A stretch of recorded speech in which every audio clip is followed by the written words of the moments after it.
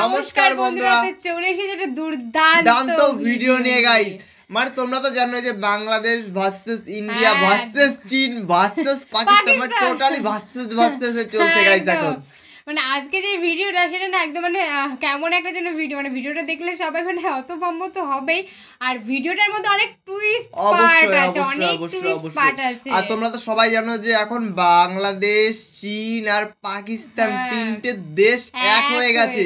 আর মিডিলে আমাদের ইন্ডিয়া এখন মিডিলে ফেসরা গলে পড়ে গেছে, মানে বাংলা কথা বলতে গেলে ফেসরা গলে পড়ে গেছে গাইস টোটালি। মানে কোথায় যাবে কিছুই বুঝতে পারছে না। প্রথম কথা মানে বাচ্চারা যখন ছোট থাকে হামাগুড়ি খেয়ে একবার এই পাশে পড়ে যায় একবার ওপাশে পড়ে যায়। আর গাইস আজকের টাইটেলটা তো তোমরা দেখেই নিয়েছো, মানে পুরো অমাইক, মানে এতটা অবস্থা খারাপ অর্থনৈতিকের দিক দিয়ে, মানে বাণিজ্যের দিক দিয়ে বাংলাদেশ মানে আমাদের ইন্ডিয়ার অবস্থা এতটা খারাপ কি বলবো। সত্যি মানে আমরা তো ইন্ডিয়াতে থাকি, তার জন্য আমরা বলছি যে অনেক দিক দিয়ে অনেক প্রবলেম হচ্ছে। মানে যেখানে দাঁড়িয়ে একটা সময় বলতাম যে আমাদের বাংলাদেশে এটা নেই, বাংলাদেশে ওটা নেই, বাংলাদেশে এটা হওয়া প্রয়োজন, সেখানে দাঁড়িয়ে আজকে আমাদের মানে এরকম একটা ভিডিও বানাতে হবে আমরা নিজেরাই কল্পনা করতে পারিনি গাইস যে এরকম একটা পরিস্থিতি আমাদের ইন্ডিয়াতে চলে আসবে।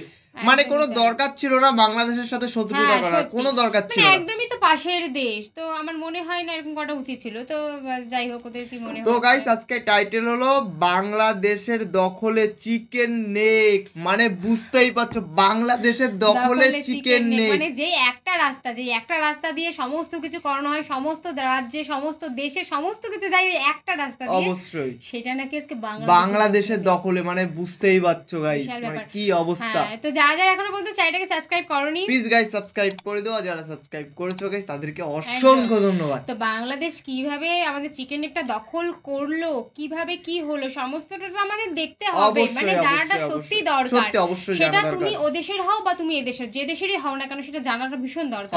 তো আমাদের মেইন ভিডিও কোন ডেসক্রিপশন বক্সে চলে আসবে, প্লিজ গাইস তোমরা চেক আউট করে নাও। চলো গাইস বেশি কথা না বলে আজকের ভিডিওটি শুরু করা যাক। চিকেন নেক, যেটাকে অনেকে ভারতের জীবন রেখা বলে, আবার অনেকে বলেন ভারতের গলার ফাঁস। কারণ খুব সাধারণ, এই শিলিগুড়ি করিডোরটাই এমন একটি জায়গা যেখানে ভারতের গোটা উত্তর পূর্বাঞ্চলের ভাগ্য ঝুলে আছে। আর এই করিডোরটাই এখন চীনের প্রধান লক্ষ্যবস্তু। যদি ভারত চীন যুদ্ধ হয় তাহলে এই চিকেন নেক ব্লক করে দেওয়া হলে ভারত কৌশলগতভাবে পুরোপুরি দিশেহারা হয়ে যাবে। ভারতের এই অংশটি মাত্র 20 থেকে 22 কিলোমিটার চওড়া, এমনকি কোথাও কোথাও এর প্রস্থ 17 কিলোমিটারেরও কম। এই জায়গাটা এমন সরু এবং ভঙ্গুর যে এটি বাস্তবে যুদ্ধের প্রথম শিকার হতে বাধ্য। যদি ভবিষ্যতে ভারত ও চীনের মধ্যে কোনো যুদ্ধ বাধে তাহলে শিলিগুড়ি করিডোর ভারতের জন্য সবচেয়ে বড় দুর্বলতা হিসেবে দেখা দিতে পারে। কারণ এই করিডোরে ভারতের অখণ্ডতার মূল সেতু। এই পথ যদি বন্ধ হয়ে যায় তাহলে উত্তর পূর্ব ভারতের সঙ্গে মূল ভারতের সরাসরি সংযোগ বিচ্ছিন্ন হয়ে যাবে, যেখানে আছে আসাম, মেঘালয়, ত্রিপুরা, মিজোরাম, নাগাল্যান্ড, মণিপুর, অরুণাচল, এই 7টা রাজ্য। যদি এই জায়গাটা দিয়ে যোগাযোগ হারিয়ে ফেলে তাহলে ওদের মূল ভারতীয় ভূখণ্ডের সঙ্গে আর কোনো স্থলপথ থাকবে না। তখন এই 7টা রাজ্য কার্যত বিচ্ছিন্ন হয়ে যাবে। যেমন মাথা থেকে গলা আলাদা হলে শরীরের আর কোনো নিয়ন্ত্রণ থাকে না, ঠিক এই ভয়েই ভারতের গোটা প্রশাসন, সেনাবাহিনী এবং কূটনীতি আজ এই চিকেন নেক ঘিরেই ঘুরপাক খাচ্ছে। কিন্তু ভারত কি চুপ করেই বসে আছে? ভারত কি তাহলে বসে আছে? না, একেবারেই না। তারা শিলিগুড়ি করিডোরের প্রতিটি ইঞ্চিতে সেনাবাহিনী বসিয়েছে। আসাম রাইফেলস, বিএসএফ, ভারতীয় সেনা, এমনকি বায়ুসেনাও মাঠে আছে। তারা জানে এটা হারালে শুধু রাস্তা হারাবে না, রাষ্ট্র হারাবে। ভারত এখন এই করিডোরকে বাঁচাতে নতুন রাস্তাঘাট করছে, যুদ্ধ ট্যাঙ্ক চলার মতো হাইওয়ে বানাচ্ছে এবং শিলিগুড়ি থেকে হাসিমারা পর্যন্ত পুরো অঞ্চলটাকে করে তুলেছে উচ্চ নিরাপত্তার সামরিক অঞ্চল। তবে সমস্যা হলো সামরিক কৌশল দিয়ে সবকিছু সামলানো যায় না, কারণ এই চিকেন নেকের চারপাশে আছে অন্য রাষ্ট্র, নেপাল, ভুটান এবং বাংলাদেশ। আর এই দেশগুলোর মধ্যে যে কোনো একটা চীনের দিকে একটু হেলে পড়লে ভারতের এই গলার শিরা কেটে যেতে পারে।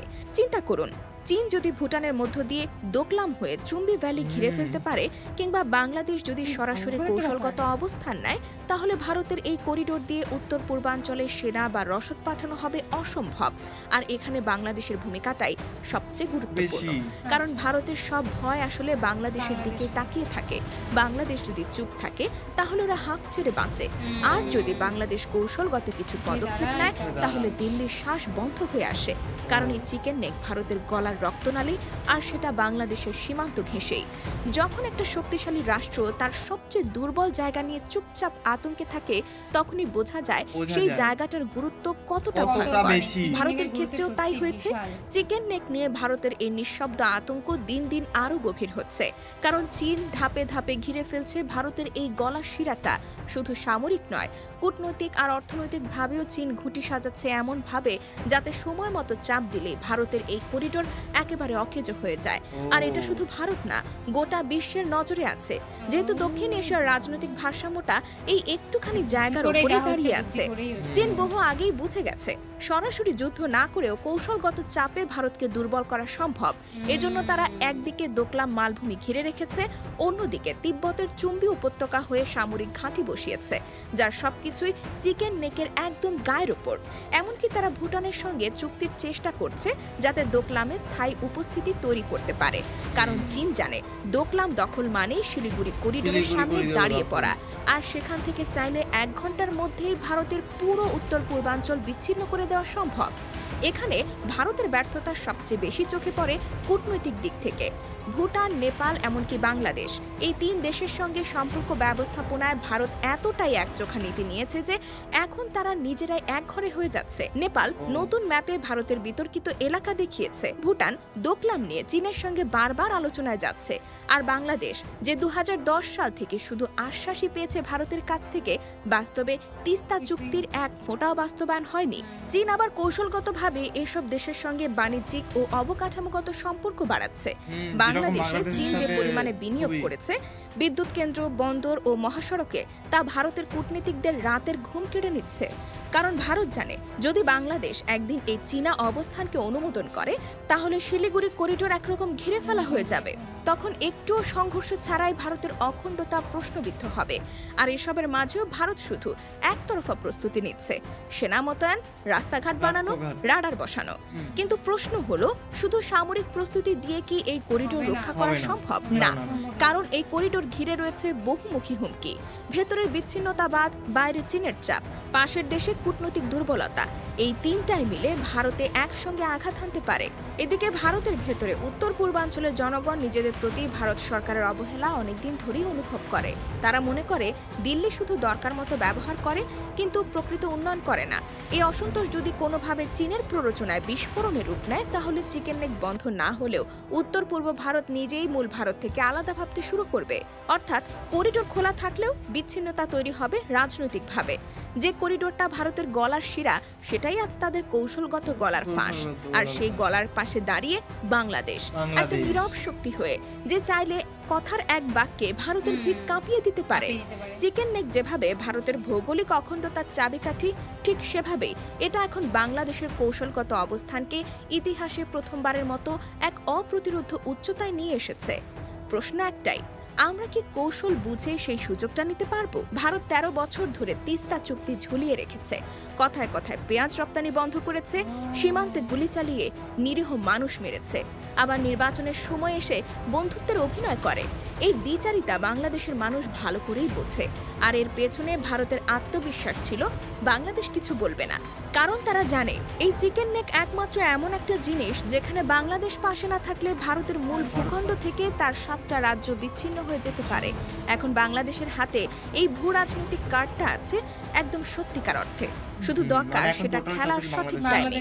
বাংলাদেশ যদি চায় তাহলে আন্তর্জাতিকভাবে বলতে পারে চিকেন নেক অঞ্চলটি আমাদের জাতীয় নিরাপত্তার জন্য স্পর্শকাতর, এবং এই এলাকায় যে কোনো সামরিক প্রস্তুতি বা উত্তেজনা আমাদের সীমান্তের জন্য হুমকি।